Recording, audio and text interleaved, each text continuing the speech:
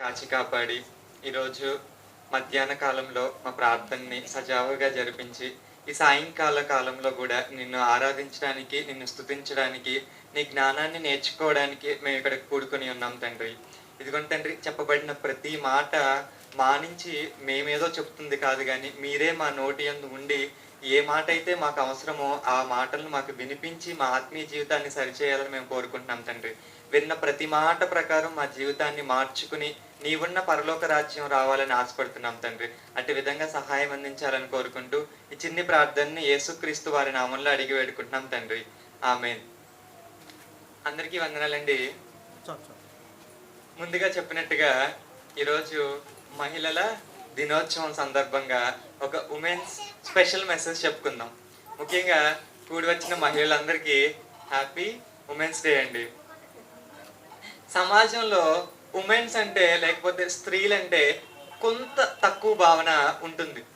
మీరు సాధారణంగా చూస్తే ఎవరి భావనలో అయినా ఎవరి ఉద్దేశాల్లో అయినా స్త్రీ అంటే పురుషుడి కంటే కొంచెం చిన్నది లేకపోతే కొంచెం తక్కువ అనే భావన అందరికీ ఉంటుంది, అవునా కదా? కానీ కొన్ని సంవత్సరాలుగా, కొన్ని దశాబ్దాలుగా, కొన్ని వందల సంవత్సరాలుగా అది మారుకుంటూ వచ్చి ఇప్పుడు స్త్రీలు పురుషులు ఎలాగైతే వర్క్ చేస్తున్నారో స్త్రీలు కూడా అలాగే పనిచేస్తున్నారు కదండి. పురుషులు సాఫ్ట్వేర్ ఇంజనీర్ చేస్తే స్త్రీలు సాఫ్ట్వేర్ ఇంజనీర్ చేస్తున్నారు. పురుషులు కలెక్టర్ అయితే స్త్రీలు కూడా కలెక్టర్ అవుతున్నారు.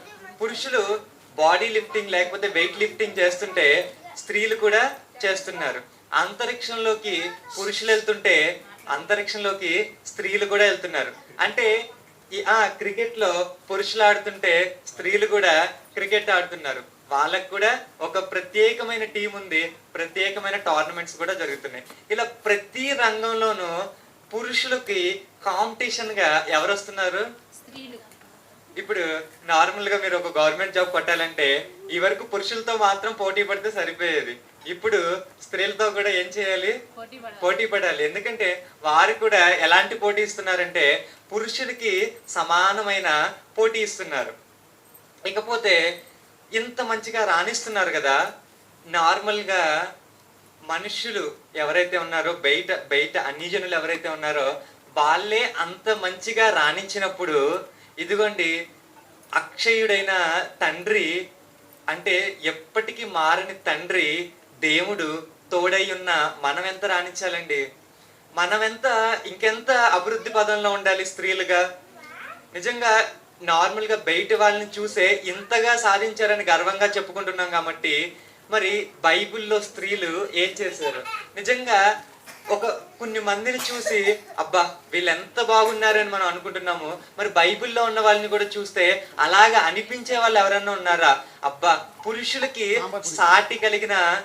సాటి అంటే పురుషులతో చూస్తే స్త్రీలు అబ్బా పురుషులతో సమానంగా ఉన్నారే అని అనిపించే స్త్రీలు మనకి బైబిల్లో కనిపిస్తారో లేదో మనం చూద్దాం. కానీ ఇప్పుడు అంతకంటే ముందు మీకు ఫస్ట్ ఒక క్వశ్చన్ అడిగాను. అది ఏంటంటే స్త్రీలు నార్మల్ గా సమాజ దృష్టిలో ఎలా ఉంటారంటే పురుషుల కంటే కొంచెం తక్కువ వారిగా చూడడం జరిగిద్ది. ఎందుకని అంటారు? ఇంకా ఇప్పుడు నేను దాన్ని ఒక ఫార్మాట్ లో చెప్తాను. స్త్రీ బలహీనమా అనేది ఇప్పుడు ఒక క్వశ్చన్. మంచిగా సాధించిన స్త్రీలని చూద్దాం ఒక నిమిషంలో. ముందు స్త్రీ బలహీనురాలా? ఇప్పటి వరకు మీరు అంటే నార్మల్ గా అడిగితే మీకు డౌట్ రాకపోవచ్చు, కానీ నేను ఎప్పుడైతే బలహీనురాలు అనే ఒక పదాన్ని వాడానో మీకు డౌట్ రావచ్చు, లేదా డౌట్ రాకపోవని కూడా ఉండొచ్చు. ఇప్పుడు స్త్రీ బలహీనమైన వ్యక్త ఇప్పుడు స్త్రీ బలహీనమైన వ్యక్త ఒకవేళ బలహీనమైన వ్యక్తి అని మనం అనుకుంటే మరి దేవుడు ఇద్దరిని సమానంగా చేయలేదా? అంటే దేవుడు పక్షపాత? అంటే ఒకరికి ఎక్కువ స్టేటస్ ఇచ్చి ఒకరికి తక్కువ స్టేటస్ ఇచ్చే పక్షపాత మన తండ్రి కాదు కదా. మరి అయితే ఈ మర్మం ఏంటి? స్త్రీ గొప్ప పురుషుడు గొప్ప, లేకపోతే స్త్రీ ఎక్కువ లేకపోతే పురుషుడే ఎక్కువ? ఇంతకీ ఎవరు దేవుడితో సమానంగా ఉండొచ్చు? ఇప్పుడే ఒక మంచి మాట చెప్పింది ఏంటంట, ఇద్దరు సమానమేనంట. ఇది ఒక మాట చూద్దాం. పేతురు గారు రాసిన పత్రికలో ఒక మాట ఉంది. పేతురు గారు రాసిన మొదటి పత్రిక 3వ అధ్యాయం 7వ వచనం.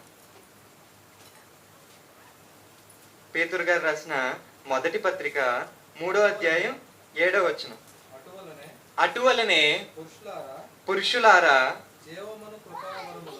జీవమును కృపావరములో మీ భార్యలు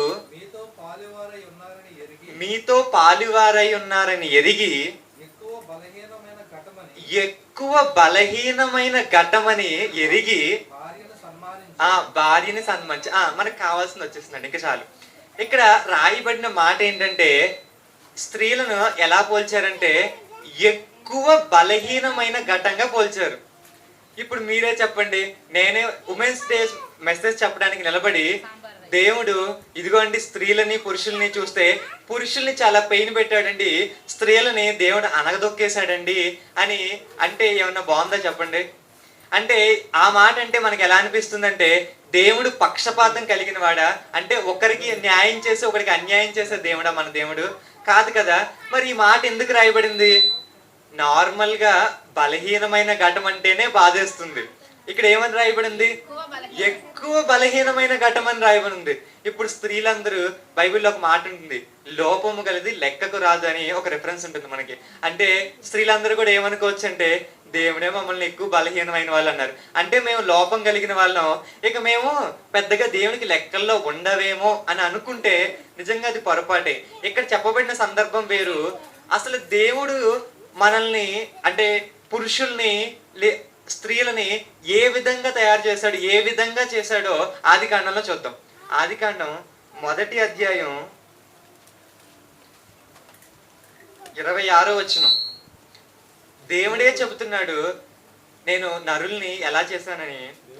దేవుడు మన స్వరూపమందు మన పోలిక చొప్పున నరులను చేయుదుము, వారు సముద్రపు చేపలను. 27 చదవండి. దేవుడు తన స్వరూపమందు నరుని సృజించెను, సృజించెను, స్త్రీని గాను పురుషుని గాను వారిని సృజించెను. ఇక్కడ చాలా క్లారిటీగా ఆదిలోనే ఒక సమాధానం వచ్చింది. ఏంటంటే దేవుడు నరులని ఎవరి పోలికలో సృష్టించాడంట? స్త్రీ పురుషుల్ని ఇద్దరిని కూడా దేవుని స్వరూపంలో చేశారంట. ఇక్కడ నరులు లేకపోతే నరుడు అని అంటే మనకి డౌట్ వచ్చేది, లేదా ఆదాము అంటే మళ్ళీ డౌట్ వచ్చేది, ఇది హవ్వకు కూడా వర్తిస్తుందో లేదో అని. అందుకే దేవుడు క్లారిటీగా ఏం చెప్పాడు? స్త్రీని గాను పురుషుని గాను చేశాడంట. అంటే దేవుడు తన పోలికలో స్త్రీని గాను తన పోలికలో పురుషుని గాను చేస్తే స్త్రీ బలహీనురాలు అయ్యే ఛాన్స్ ఉందా? ఒకవేళ మనం అనుకున్నట్టుగానే ఇందాక చూసినట్టుగా బలహీనము అని అనుకుంటే ఇప్పుడు ఎవరు బలహీనం అయిపోవాలంటే దేవుడు బలహీనం అయిపోవాలి. ఎందుకంటే ఇప్పుడు ఫర్ ఎగ్జాంపుల్ మీరే ఒక జిరాక్స్ షాప్కి వెళ్ళారండి, ఒక డాక్యుమెంట్ ఇచ్చి జిరాక్స్ తీపించుకున్నారు, జిరాక్స్ సరిగ్గా రాకపోతే ఏం కారణాలు ఉండొచ్చు? అయితే మీరు పట్టుకెళ్ళిన పేపర్ అయినా ఫాల్ట్ అయి ఉండాలి, లేదా తీసేవాడికి తీయటం అయినా రాకపోయి ఉండాలి, అంతే కదండి. రెండే పాసిబిలిటీస్. అయితే మీరు డాక్యుమెంట్లో ఏదైనా ప్రాబ్లం ఉండాలి, లేదంటే ఆ జిరాక్స్ మిషన్ తీసేవాడికి తీయటం సరిగ్గా రాదనుకోవాలి. ఇప్పుడు మనల్ని చేసింది ఎవరు? దేవుడు. అంటే ఇప్పుడు జిరాక్స్ వ్యక్తి దేవుడు అనుకుంటే దేవుడు చేయకుండా అంటే దేవుడి దగ్గర ఏమైనా లోపం ఉంటుందా? లోపం ఉండదు. అంటే జిరాక్స్ వ్యక్తి దగ్గర ఏ ఫాల్ట్ లేదు. ఇప్పుడు అట్లీస్ట్ పోనీ ఒరిజినల్ కాపీ ఏదైతే ఉందో దేవుడి స్వరూపంలో చేస్తారు కదా, ఒకవేళ దేవుడు ఏమైనా ఫాల్ట్ అంటే దేవుడు కూడా ఫాల్ట్ కాదు. అంటే ఒకవేళ దేవుడు పరిపూర్ణుడు, దేవుడు కంప్లీట్ అని మనం అనుకుంటే ఖచ్చితంగా పురుషుడు దేవుని స్వరూపమే, స్త్రీ దేవుని స్వరూపమే. ఆ విధంగా చూస్తే మనకి ఏమనిపిస్తుందండి? స్త్రీ పురుషులు ఇద్దరు కూడా దేవుని స్వరూపమే. అంటే దేవునికి ఇద్దరు ఒకటే అని అర్థమవుతుంది. మీరు ఎన్నైనా చెప్పండి స్త్రీ కొంచెం తక్కువేనండి అని మీ మనసులో అనిపిస్తుందా, అనిపించట్లేదా? అనిపించే వాళ్ళు చేయట్లేదండి. మీరు ఎన్నైనా చెప్పండి స్త్రీ కొంచెం బలహీనంగానే ఉంటుందండి అని మీకు అనిపించచ్చు. ఎందుకంటే ఫర్ ఎగ్జాంపుల్ ఇప్పుడు కొన్ని సంవత్సరాల కిందకి వెళ్ళిపోతే నేను ఇంటర్మీడియట్ చదివేటప్పుడు నేను ఒక 50 కేజీల మూటని ఈజీగా లేపగలను అనుకుందాం కొంచెంసేపు. ఇప్పుడు లేకనా ఇంటర్మీడియట్ చదువుతుంది, నేను ఇంటర్మీడియట్లో 50 కేజీలు లేపాను కాబట్టి లేకనా కూడా ఇప్పుడు 50 కేజీలు లేపేస్తుందండి? లేపలేదు. ఎందుకని? స్త్రీలు కొంచెం బలహీనంగా ఉంటారు, ఇంతే కదా. మరి ఇప్పుడు మీరే అంటున్నారు దేవుని స్వరూపంలో చేశారని, మళ్ళీ మీరే అంటున్నారు కొంచెం బలహీనంగా ఉన్నారు కాబట్టి వీళ్ళు లేపలేరు అంటున్నారు. మరి ఏది కరెక్ట్ అంటారు? ఆది కాండంలో దేవుడు చెప్పిన మాట తప్ప, లేదా మనం ఇప్పుడు ఫిజికల్ గా మనం చూస్తుంది తప్ప? దీన్ని మనం అర్థం చేసుకోవాలంటే ఈ రెండు తప్పు కాదండి. ఇప్పుడు ఫర్ ఎగ్జాంపుల్ ఒక ఉపమానం చెప్తాను అర్థం చేసుకోవడం కోసం. ఇప్పుడు మా ఇంట్లో ఒక తోట ఉంది, ఆ తోటలో 2 చెట్లు ఉన్నాయండి. ఒకటి పనసకాయలు కాస్తుంది, ఇంకోటి సపోటా కాయలు కాస్తుంది. ఇప్పుడు ఒక వ్యక్తి బయట నుంచి చూసుకుంటా వచ్చి, పనసకాయ ఎంత గొప్పది అసలు, ఇంత పెద్ద పెద్ద కాయలు కాస్తున్నాయి అని అంటుంది. ఇంకొకళ్ళు సపోటా అసలు ఎంత వేస్ట్, అసలు చిన్న చిన్న కాయలే కాస్తున్నాయి అని అంటున్నారు.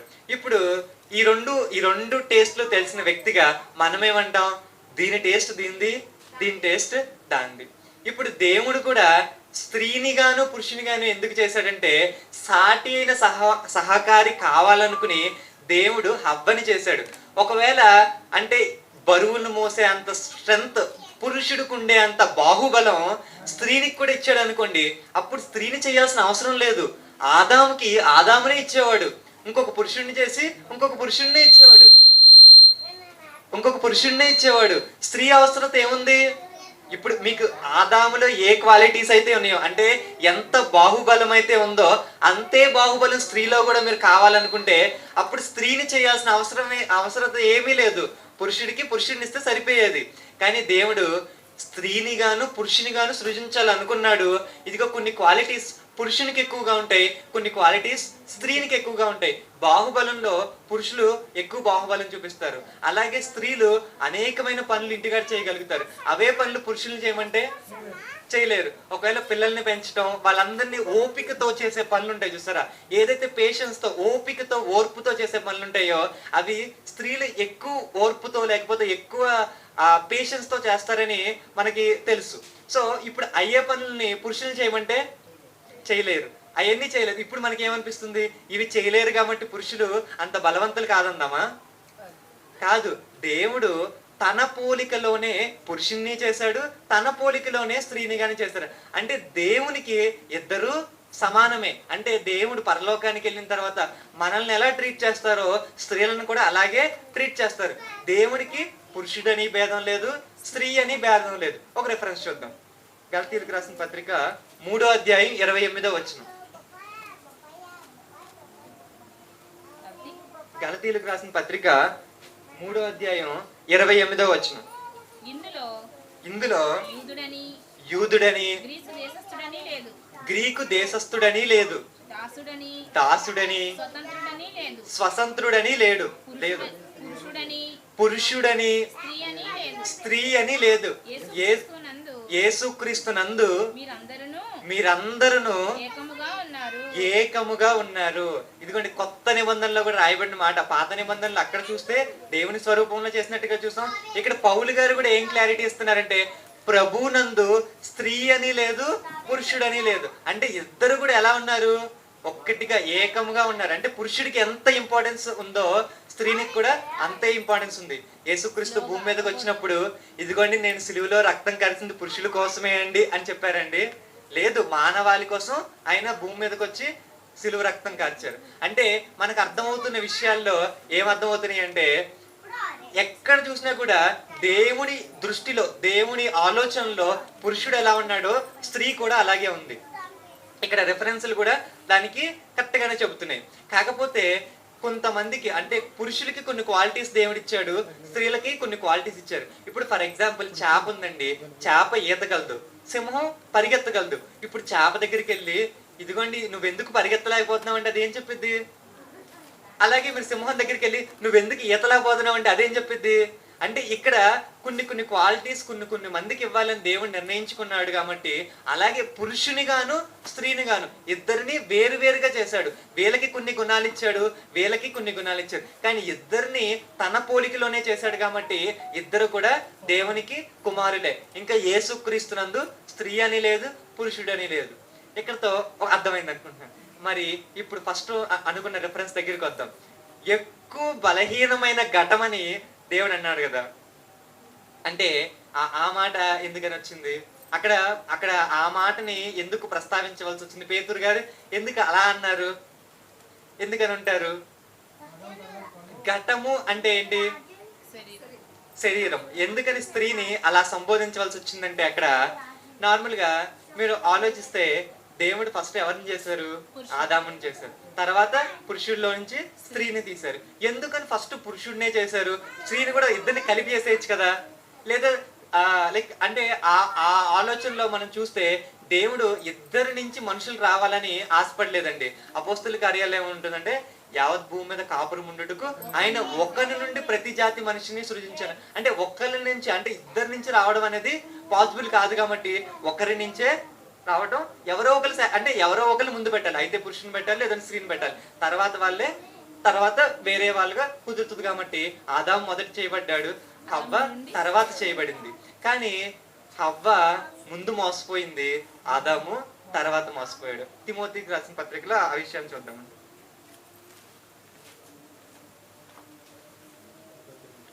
1 తిమోతి 2:13 మొదట ఆదాము తర్వాత హవ్వను నిర్మింపబడిది కారా? మరియు ఆదాము మోసపరచబడలేదు కానీ స్త్రీ మోసపరచబడి అపరాధములో పడిన. చాలండి. ఇక్కడ ఒకటి కనిపిస్తుంది. ఇప్పుడు మన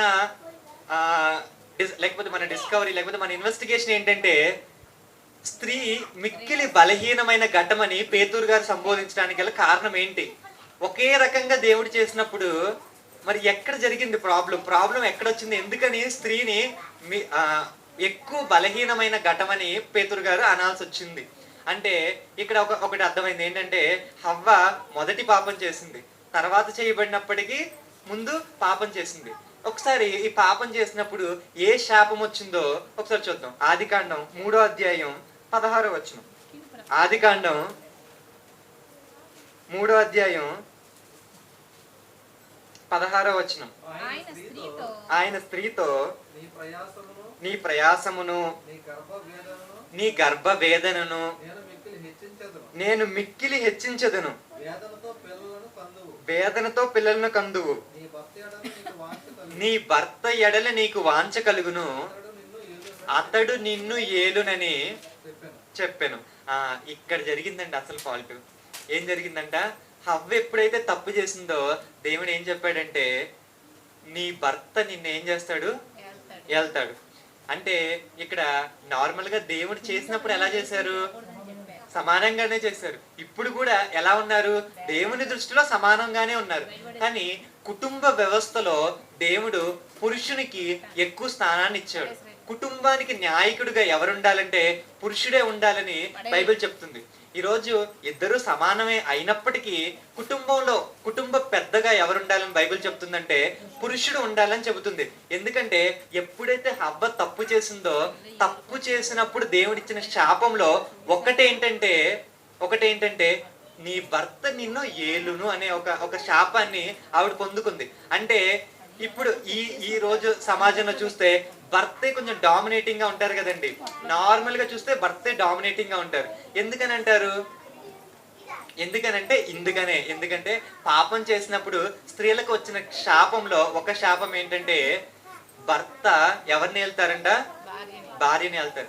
అదేంటండి ఇది మరీ బాగుంది, ఏల్టం ఏంటండి, అసలు ఇది ఎలా సాధ్యం అవుతుంది అని అంటే బైబిల్ ఏల్టం అంటే ఒక దండం పట్టుకుని ఇచ్చేయి అచ్చేయి అని అనే భావనలో చెప్పలేదండి. కొత్త నిబంధనలో దీనికి వివరంగా చెప్పబడింది.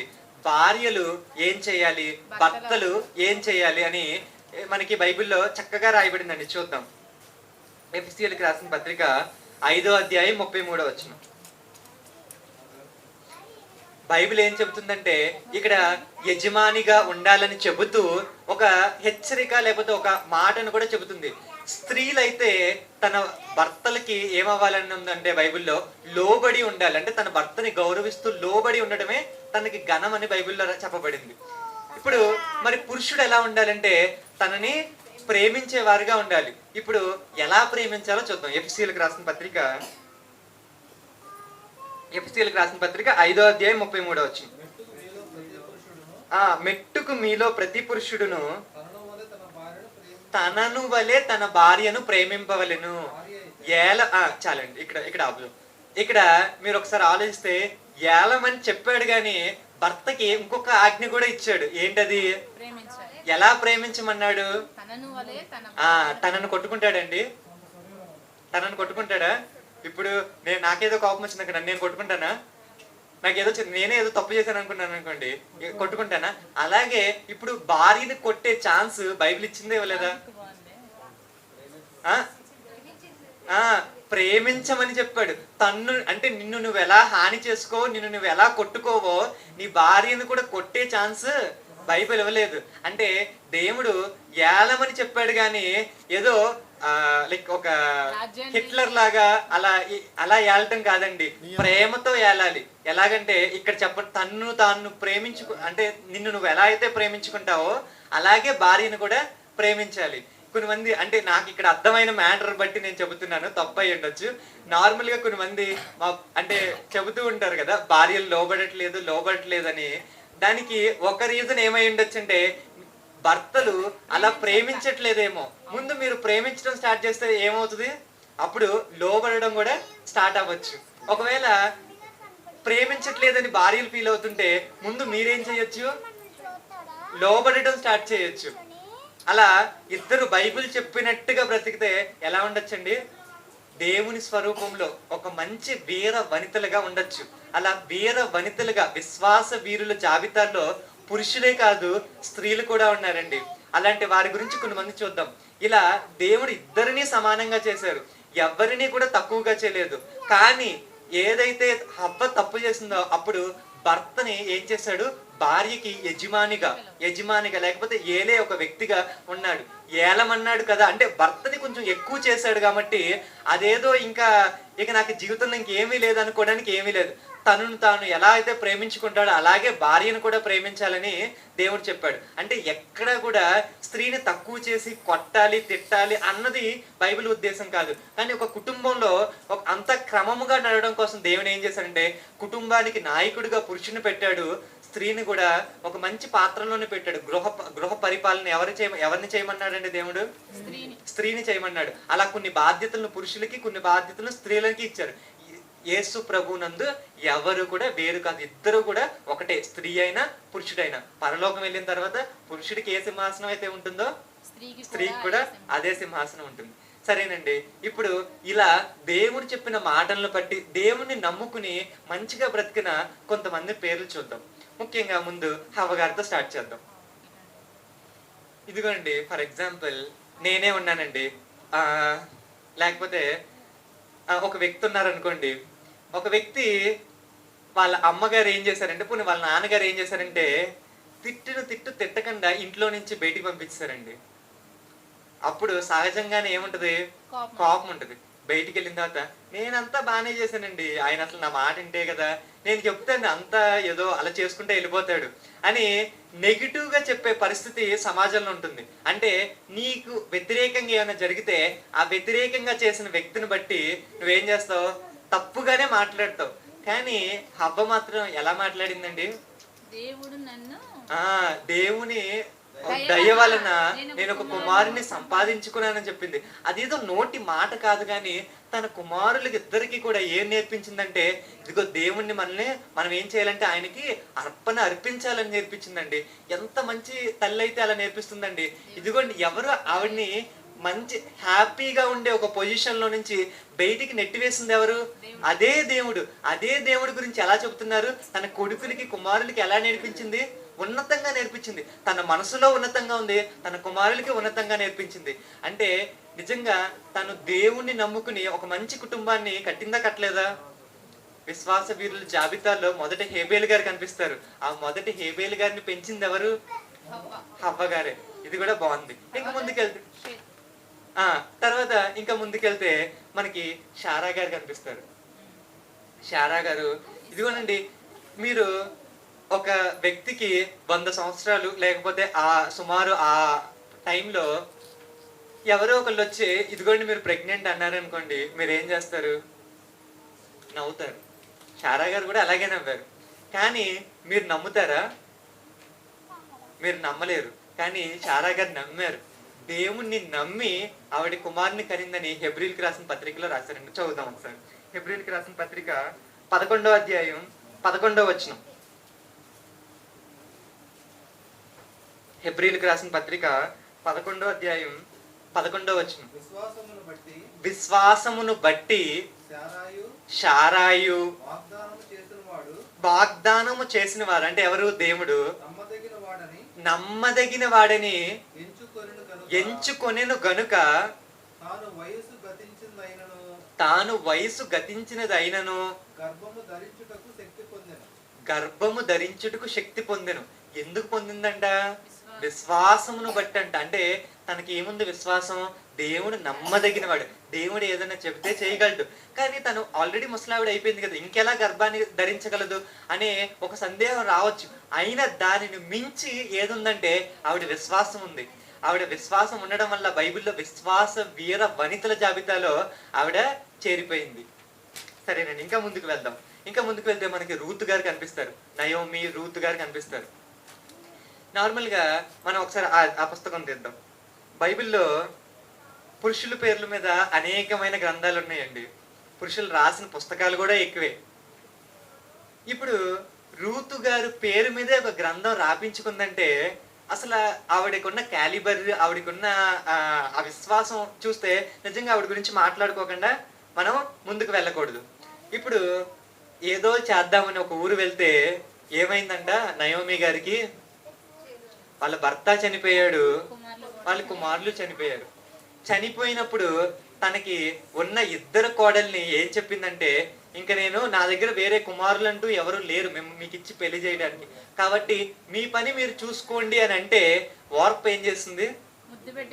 ముద్దు పెట్టుకుని వెళ్ళిపోయిందండి. కానీ రూతు గారు ఏం చేశారు? హత్తుకుని ఇదిగో నీ దేవుడే నా దేవుడు అంటే మళ్ళీ వాళ్ళు ఎక్కడికి వస్తారంటే బెత్లెహేంకి వస్తారు. వచ్చి అక్కడ కాపురం ఉండి బోయాజుని ఏం చేస్తుంది? వివాహం చేసుకునేది. ఇదిగోండి, అతడు బోయాజు రూతుని పెళ్లి చేసుకోవడానికి ఆవిడలో నచ్చిన క్వాలిటీ ఒకటి మనం చూద్దామండి.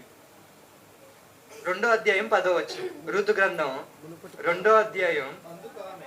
అందుకు ఆమె సాగిలపడి తల వంచుకుని ఏమి తెలిసి పరదేశినైనా నేను చదువుతా అండి. నా యందు లక్ష్యముంచినట్లు నీవు కటాక్షము కలిగెను అని చెప్పగా బోయాజు ఈ విధంగా చెబుతున్నాడు, నీ పెనిమిటి మరణమైన తరువాత నీ అత్తకు చేసినదంతయు నాకు తెలియను. అంటే ఈ ముసలితనంలో నయోమి గారితో ఉంటే రూతు గారికి ఎలా ఉంటుందండి?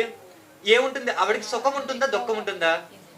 ఓల్డ్ ఏజ్ లో ఉన్న ఒక ఆవిడతో ఉండాలి అంటే ఆవిడికి సేవ చేయటమే కానీ ఆవిడ దగ్గర నుంచి మనం ఎక్స్పెక్ట్ చేయలేము. కానీ రూతు గారు దేని కోరుకున్నారంటే, ఇదిగో కష్టమైన ఇదిగో మా అత్తగారితోనే నేను ఉండాలి అని రూతు గారు కోరుకున్నారు. అలాంటి విషయాలు బోయాజు గారు విన్నారు. విని ఇప్పుడు ఎందుకు నా పట్ల నీకు కటాక్షం కలిగిందంటే, ఇదిగో నువ్వు అత్తకు చేసినది నాకు తెలిసి ఉన్నది. ఆ తర్వాత 3వ అధ్యాయం 10వ వచనంలో కూడా బోయాజు మాట్లాడుతూ, నా కుమారి యెహోవా చేత నీవు దీవెన నొందిన దానవు, కొద్ది వారినే గాని గొప్పవారినే గాని యవ్వనస్తులను నీవు వెంబడింపక ఉండుట వలన నీ మునుపటి సత్ప్రవర్తన కంటే వెనుపటి సత్ప్రవర్తన మరీ ఎక్కువైనది. కాబట్టి నా కుమారి భయపడకము, నీవు చెప్పినదంతయు నీకు చేసేదను. కాకపోతే వేరే బంధువు ఉంటారు కాబట్టి అడిగి తర్వాత చేస్తారు. సో ఇక్కడ రూతు గారు ఏం చేశారంటే తన అత్తని విడిచిపెట్టలేదండి. ఈరోజు మనం కూడా పరలోకంలో రూతు గారు పక్కన చైర్ వేసుకుని కూర్చోవాలని ఇక్కడున్న మీరు కూడా అనుకుంటే, స్త్రీలైన మీరు రూతు గారు పక్కన కూర్చోవాలని అనుకుంటే రూతు గారు ఎలా అయితే చేశారో అలాగే చేయాలి. అదేంటండి ఆవిడికంటే కుదిరింది, మాకు కుదరదు అని మీరు అనుకుంటే ఒక్కసారి ఓర్ప గారి గురించి ఆలోచించండి. ముద్దు పెట్టుకుని వెళ్ళిపోయిన ఓర్ప చరిత్రలో మిగలలేదండి, మర్చిపోయారు అందరూ. కానీ రూతుకి ఎక్కడ స్థానం దొరికిందో తెలుసా? యేసుక్రీస్తు వంశావళిలోనే స్థానం దొరికింది. అసలు యేసుక్రీస్తు అనేక మంది నీతిమంతులు బైబిల్లో ఉన్నారు, కానీ అందరికీ దొరకలేదండి. యేసుక్రీస్తు వంశావళిలో స్థానం అందరికీ దొరకలేదు. కానీ ఇక్కడ ఎవరికి దొరికింది? రూతు గారికి దొరికింది. రూతు గారు కన్న కుమారుడు దావీదు గారికి తాత. ఎంత ఎంత గొప్పటి అవకాశాన్ని దేవుడు ఇచ్చాడు. ఎందుకు ఎందుకు కలిగింది అంటారు? అంతటి ఆశీర్వాదం ఎందుకు కలిగింది? ఎందుకంటే ఆవిడ చేసిన త్యాగం అలాంటిది. వెళ్ళిపోవాల్సి వచ్చినప్పుడు ఎవరు ఏమనరు. నయోమి ఏమని అనుకుంటుందండి, ఓర్ప వెళ్ళిపోయింది, ఎందుకంటే వెళ్ళిపోమని ఆవిడే చెప్పింది కదా, వెళ్ళిపోయింది. కానీ రూత్ గారు ఏమనుకున్నారంటే, ఇదిగోండి ఈ వయసులో ఇప్పుడు నయోమిని వదిలేస్తే ఎలాగా, ఇదిగో నీ దేవుడే నా దేవుడే, నువ్వు ఎక్కడికి వెళ్తే నేను అక్కడికి వస్తాను, నీతో పాటునే ఉంటాను అని తను తీసుకున్న నిర్ణయం తన జీవితాన్ని మార్చేసింది. విశ్వాస వీర వనితల్లో ఆవిడ కూడా నిలిచిపోయిందండి. ఇంకా ముందుకు వెళ్దాం. కొత్త నిబంధనలో కూడా ఒకరి గురించి చూద్దాం. అపోస్తుల కార్యాలు 12వ అధ్యాయం 12వ వచనం. మీ అందరికీ తెలుసు మార్కు గారండి. మార్కు ఎంతమందికి తెలుసు? అందరికీ తెలుసు. ఎందుకంటే సువార్తల్లో 2వ సువార్త ఆయనే రాశారు కాబట్టి. ఆవిడ తల్లి ఏం చేసిందంటే ప్రార్థనకి తన ఇంటినే ఇచ్చిందంట. ఒకసారి చూద్దాం. అపోస్తుల కార్యాలు 12వ అధ్యాయం 12వ వచనం. ఇట్లు ఆలోచించుకొని అతడు మార్కు అను మారుపేలు గల యోహాను తల్లి అయిన మరియా ఇంటికి వచ్చాను. అక్కడే అనేకులు కూడి ప్రార్థన చేయుచుండిరి. చాలండి. ఒకసారి నేను కూడా ఓపెన్ చేస్తాను. అపోస్తుల కార్యాలు 12వ అధ్యాయం 12వ వచనం.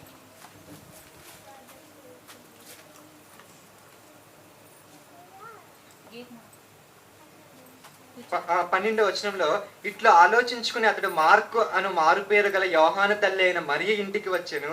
అక్కడ అనేకులు కూడి ప్రార్థన చేయుచుండిరి. ఇక్కడ దీనిలో గొప్ప ఏముందండి? గొప్ప ఏముంది? ప్రార్థన చేసుకోవడానికి తన ఇంటిని ఇచ్చింది. కానీ ఎలాంటి సందర్భంలో ఇచ్చిందో ఒకసారి మనం చూస్తే ఆ 12వ అధ్యాయం మొత్తం చూస్తే పేతురు గారు ఎక్కడ ఉంటారంటే జైల్లో ఉంటారండి. అలాంటి టైంలో సంఘం అంతా ఏం చేస్తుందంటే ఒక దగ్గర కూడుకుని ప్రార్థన చేస్తుంది. అలాంటి సందర్భంలో ఒకరు తన ఇల్లుని ఇవ్వాలంటే ఎంత ధైర్యం కావాలండి. ఇప్పుడు రోమా చక్రవర్తికి ఇది తెలిసిన, లేకపోతే రోమా సైనికులు తెలిసిన అసలు ఇంటిని వాళ్ళ మరియని కానీ వండిస్తారా? ముందుగా ఇంటి యజమానికి ఏమైపోతుంది, వెంటనే జైల్లో వేసేస్తారు. కానీ అలాంటి దానికి తెగించి మార్కు గారి తల్లి అయిన మరియా ఏం చేసింది? తన ఇంటిని ప్రార్థన కోసం ఇచ్చింది. ఇది కూడా బాగుందండి. ఇప్పుడు ఇంకొక స్త్రీ గురించి చూద్దాం. రాహాబను వేశ్య. ఈవిడ ఏం చేసింది? యెరికోని పడగొట్టడం కోసం అప్పట్లో యెహోషువ నాయకత్వంలో అప్పుడు జరుగుతున్నప్పుడు కొంతమందిని యెరికోని చూసి రమ్మనడం కోసం వెళితే కొంతమందిని ఏం చేశారు? ఒక పట్టణాన్ని యుద్ధం చేసేయాలండి. మీకు అర్థం అవడం కోసం చెప్పాల్సి వస్తే, అందరికీ అర్థం అవడం కోసం చెప్పాల్సి వస్తే, ఒక ప్రదేశాన్ని యుద్ధానికి వెళ్తున్నారు. యుద్ధానికి వెళ్లే ముందుగా ఆ యుద్ధం అక్కడ ఎలా ఉంటది ఏంటి అని తెలుసుకోవడం కోసం వేగులు వారిని కొంతమందిని పంపించి చూసి రమ్మంటే అలా వెళ్ళి చూసి వస్తారు. కానీ ఈ విషయం ఎవరికి తెలిసిపోతుందంటే, ఎవరికి తెలిసిపోతుంది? అక్కడ ఉన్న యెరికోలో ఉన్న వారికి తెలిసిపోతుంది. వెంటనే వాళ్ళు ఎక్కడికి వస్తారంటే రాహాబు అనే వేశ్య దగ్గరికి వస్తారు. ఈ వేశ్య ఏం చేస్తుందంటే వీళ్ళని దాచిపెడుతుంది. తన అటక మీద ఏం చేస్తుందంటే దాచిపెడుతుంది. నిజంగా ఇప్పుడు ఫర్ ఎగ్జాంపుల్ నేనే ఉన్నానండి, పాకిస్తాన్లో వాళ్ళు కొంతమంది ఇక్కడికి వచ్చారు. పాకిస్తాన్ అంతే కదండి. ఇప్పుడు యెరికోలో వాళ్ళకి ఇజ్రాయెల్ ఏమవుతారు? పాకిస్తాన్ వాళ్ళే అవుతారు. ఇప్పుడు పాకిస్తాన్ వాళ్ళు ఒక 10 మంది వచ్చి ఒక ఇద్దరు వచ్చారు అనుకుందాం. ఇద్దరికి మా ఇంట్లో సేఫ్ గా ఒక ఇంట్లో లాక్ రేసి పెట్టుంచారు. ఇప్పుడు పోలీసులు వచ్చారు. పోలీసులు వచ్చి మీ ఇంటికి వచ్చారంట కదా అంటే, లేదు మా ఇంటికి ఏం రాలేదని చెప్పాను అనుకోండి. ఫర్ ఎగ్జాంపుల్ సెర్చ్ చేసి దొరికిపోయాను అనుకోండి. అసలు మా ఇంట్లో ఉన్న వాళ్ళందరినీ పట్టుకుని ఎక్కడేస్తారు? ఉరేసినా ఆశ్చర్యపడక్కర్లే. ఎందుకంటే పాకిస్తాన్ వాళ్ళని అలా మనం ఇక్కడ పోల్చుకుంటే అక్కడ యెరికోలో ఉన్న వాళ్ళ సందర్భం కూడా అదే. ఇప్పుడు దొరికితే ఎవరిని వేసేస్తారు? రాహాబుని వేశ్యను ముందు వేసేస్తారు. తన కుటుంబాన్ని చంపేస్తారు. వారిని వచ్చిన వేగులు వారిని చంపేస్తారు. ఎంత పనిని ఆవిడ ధైర్యంగా ఏం చేసింది? దాచిందంటే ఎంత ధైర్యం కావాలండి. నిజంగా స్త్రీలకు ధైర్యం లేదు అని అనుకుంటే, కానీ బైబిల్లో ఉన్న వీర వనితలు ఏం చేశారు? ఎంత ధైర్యాన్ని ప్రదర్శించారండి. ఒకసారి ఆ సందర్భం చూద్దాం. యెహోషువ గ్రంథం 2వ అధ్యాయం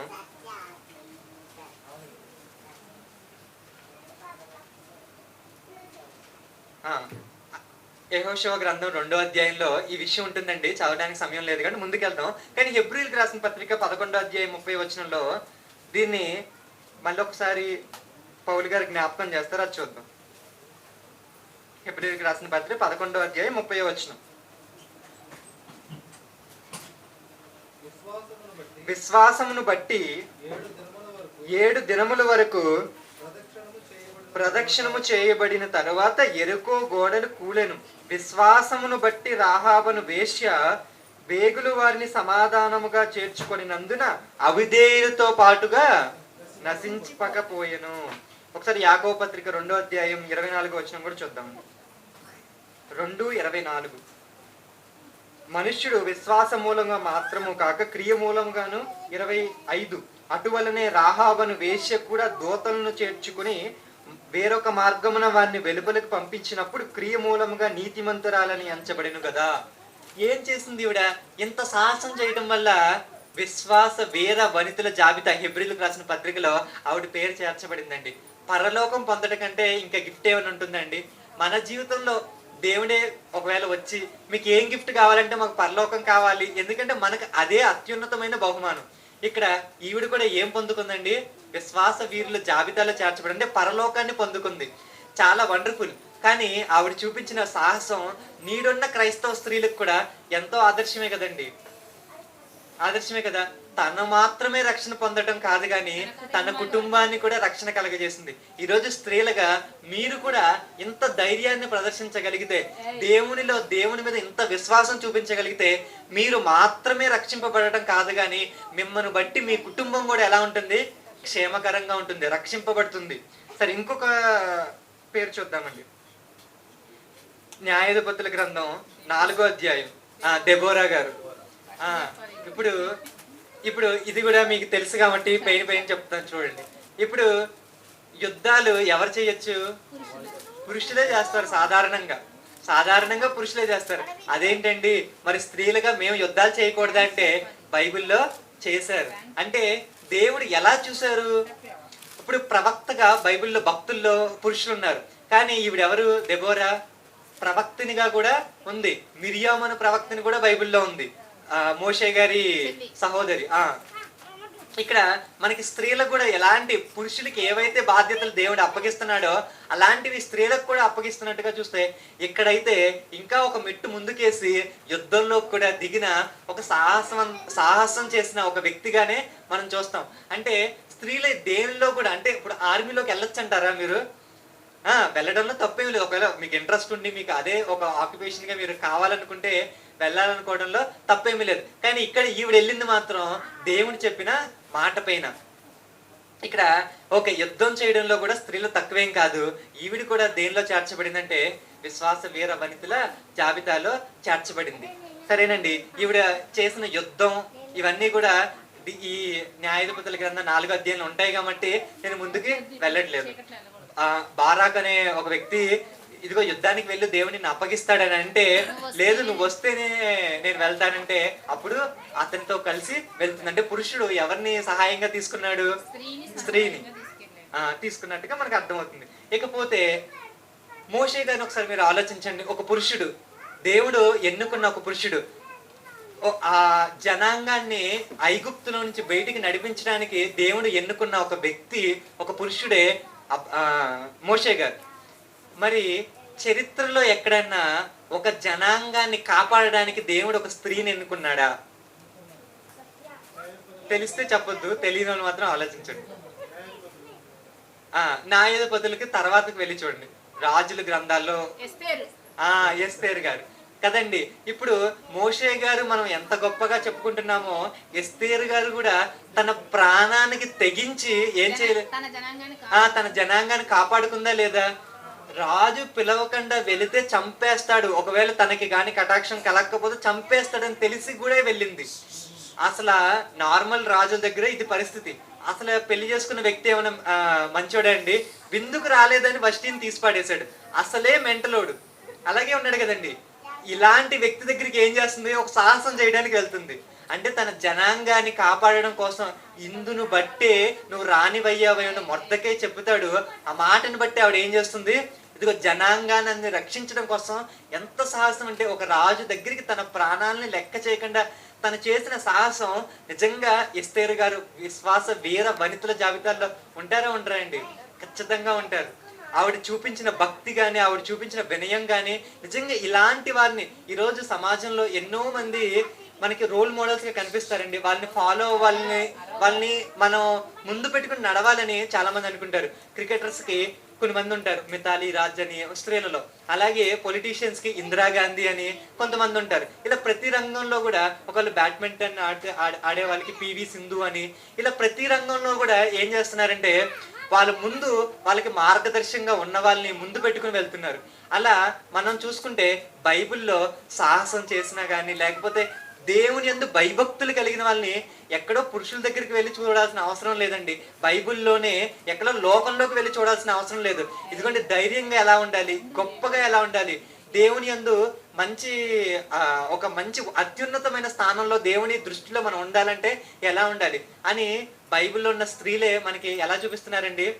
ఇంచక ఒక విశ్వాస వీర వనిత, విశ్వాస వీరుడు మాత్రమే కాదు కానీ వీరవంతులుగా మేం కూడా ఉన్నాము, క్రీస్తులో మేం కూడా తక్కువేమీ కాదు అన్నట్టుగా మనకు కనిపిస్తున్నారు కదండి.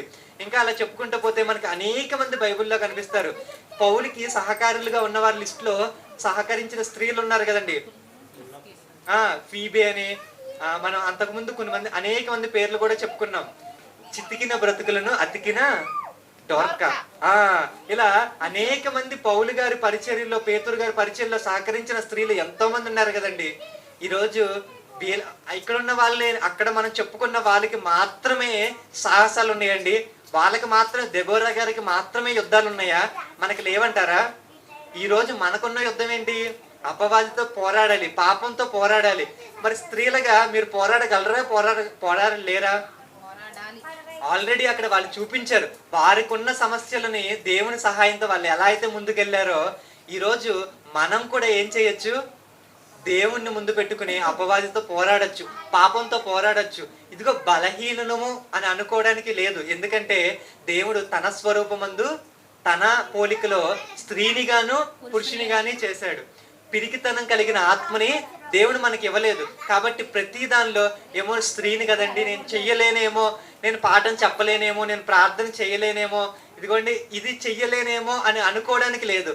పురుషులు ఎలా కష్టపడుతున్నారో స్త్రీలు కూడా అలా కష్టపడచ్చు. మీకున్న కృపావరం ఏంటో మనం ముందుగా గ్రహించాలి. మీకున్న ఇంట్రెస్ట్ ఏంటి, మీరు దేనిలో చేయాలనుకుంటున్నారు? ఇదిగోండి, ఫర్ ఎగ్జాంపుల్ పాటలు రాయటం మీకు ఇష్టమా? దేవుని వాక్యం మీరు చెప్పడం మీకు ఇష్టమా? లేదా పక్కన వారితో యేసుక్రీస్తు గురించి 4 మాటలు చెప్పడం మీకు ఇష్టమా? ప్రార్థన చేయడం, సంఘంలో ప్రార్థన చేయడం మీకు ఇష్టమా? అలా మీకు ఏదైతే ఇంట్రెస్ట్ ఉందో దాన్ని డెవలప్ చేసుకుంటూ దేవుని కోసం ఆ వేలో మీరు వెళ్తే దేవునికి విశ్వాస వీర వనితల జాబితాల్లో మీరు కూడా ఉండే ఛాన్స్ ఉంటుంది. ఇంకా బైబిల్లో అనేక మంది ఉన్నారండి, చెప్పుకుంటా పోతే ఇక నాకు ఈ రోజు పడుతుంది, రేపు పడుతుంది. కానీ ఒకసారి మీరు ఇంకొక విషయం కూడా ఆలోచించాలి. ఏంటంటే బైబిల్లో ఎక్కువ మంది పురుషుల పేర్లు ఉన్నాయి. పుస్తకాల పేర్లు మీరు చూస్తే ఎక్కువ మంది ఏమున్నాయి? పురుషుల పేర్లు ఉన్నాయి. కానీ స్త్రీలవి తక్కువ ఉన్నాయి. ఎందుకంటారు? అంటే మీరు ఇంకా ఏం చేయాలి? ఇంకా ఎక్కువ పని చేయాలి. మీరు ఇంకా ఏం చేయాలి? ముందుకు రావాలి. ఇప్పుడు ఫర్ ఎగ్జాంపుల్ ఐఏఎస్ ఎగ్జామ్లో ఉన్నానండి, ఎగ్జామ్స్ రాస్తున్నారు. పురుషులకి ఒక 70 సీట్లు వచ్చినాయి, 30 సీట్లు ఏమో స్త్రీలకు వచ్చినాయి అండి. ఇప్పుడు వచ్చే సంవత్సరం గవర్నమెంట్ ఒక రూల్ తేబోతుంది. ఏంటని? వీళ్ళందరూ ఎక్కువ కష్టపడాలి అని అంటుంది అనుకోండి. అప్పుడు మీరేం చేయాలి? మీరు ఇంకా కొంచెం ఎక్కువ కష్టపడాలి. పురుషుడు అంటే వాడు ఎంతైతే కష్టపడుతున్నాడో మీరు కూడా ఏం చేయాలి? దానికి మించి కష్టపడితే మీరు కూడా ఏం చేయొచ్చు? దేవునికి కూడా దేవుడు ఇదిగో నేను పురుషులకి ఎక్కువ ఇస్తాను, స్త్రీలకు తక్కువ ఇస్తాను అని ఏం చెప్పలేదు కదా. మీరు కష్టపడితే మీకు ఇస్తాడు. అంటే ఇప్పుడు మన దగ్గర ఉన్నది ఏంటంటే, ఇప్పుడు పురుషులు 2 పాఠాలు చెప్తే మీరేం చెప్పాలి? మీరు 4 చెప్పాలి. అప్పుడు మీకు దేవుడి దగ్గర మీకు ఎలాంటి పేరు వస్తుంది? ఆ సంఘంలో ఉన్నారండి, పురుషుల్ని మించి చెప్తారండి అని అనుకోవాలి. నిజంగా మన సంఘం గురించి చెప్పుకోవాల్సిన ఒక మంచి విషయం ఏంటంటే, ఏదో అతిశయోక్తి కాదు కానీ నిజంగా మన సంఘంలో ఉన్న స్త్రీలు వాక్యం చెప్పాలని, ప్రార్థన చేయాలని ఆసక్తి కలిగిన వాళ్ళే. బయట సంఘాల్లో చూస్తే అంతగా వాళ్ళకి అవకాశము ఇవ్వరు, అలా చెప్పాలని వాళ్ళకి ఇంట్రెస్ట్ కూడా కలిగేటట్టుగా అక్కడ బోధించరు. కానీ మన దగ్గర మాత్రం వాక్యం చెప్పాలని, ప్రార్థన చేయాలని, పిల్లలకి నేర్పించాలని ఇలాంటి ఆసక్తి మనం కలిగి ఉన్నాం. దీనిలోనే మనం కొనసాగితే మనం కూడా ఈ విశ్వాస వీర వనితల జాబితాలో ఉండవచ్చు. ప్రార్థన చేసుకున్నాం. ప్రియ పరలోకమందున్న మా కన్న తండ్రి, ఇదిగోండి తండ్రి, ఈరోజు మహిళల దినోత్సవం సందర్భంగా మీరు స్త్రీలని కలిగించిన విధానాన్ని మేము చూసాం తండ్రి. ఇదిగోండి తండ్రి, మీ యందు పురుషుడు స్త్రీ వేరు కాదు కానీ ఇద్దరిని ఆయన పోలికలోనే చేశారు.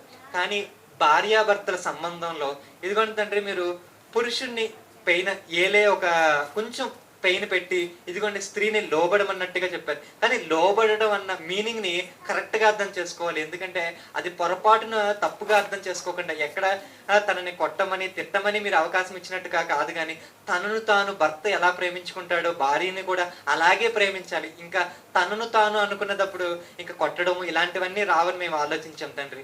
ఇలా మీరు చెప్పినట్టుగా బ్రతికిన కొంతమంది స్త్రీలను మేము చూసాం తండ్రి. అనేక మంది సాక్ష్యాలు, ఇంత మంచి గొప్ప వీర వనితలు మాకు విశ్వాస వీర వనితలు మాకు మేఘం వలె మా చుట్టూ ఉన్నప్పుడు మేము వాళ్ళని ముందు పెట్టుకుని వాళ్ళ జీవితాలను ఆదర్శవంతంగా తీసుకుని ఇదిగోండి తండ్రి, యేసుక్రీస్తు చెప్పిన మార్గంలో నడవడానికి మీరు శక్తినివ్వండి తండ్రి. అలాగే సంఘంలో స్త్రీలు అనుకుంటున్న కార్యక్రమాలు, వాళ్ళు అనుకుంటున్న పనులు చేయడానికి మీరు కావాల్సిన శక్తినివ్వండి తండ్రి. ఈ పాఠంలో చెప్పబడింది స్త్రీలకే అయినప్పటికీ ఇది పురుషులకు కూడా వాళ్ళని ఏవైతే చేయాలనుకుంటున్నామో అవి మేము కూడా చేసేవారిగా మేము ఉండాలని కోరుకుంటున్నాం తండ్రి. అటు విధంగా సహాయం అందించాలని కోరుకుంటూ ఈ చిన్ని ప్రార్థనని యేసుక్రీస్తు వారి నామంలో అడిగి వేడుకుంటున్నాం తండ్రి. ఆమేన్.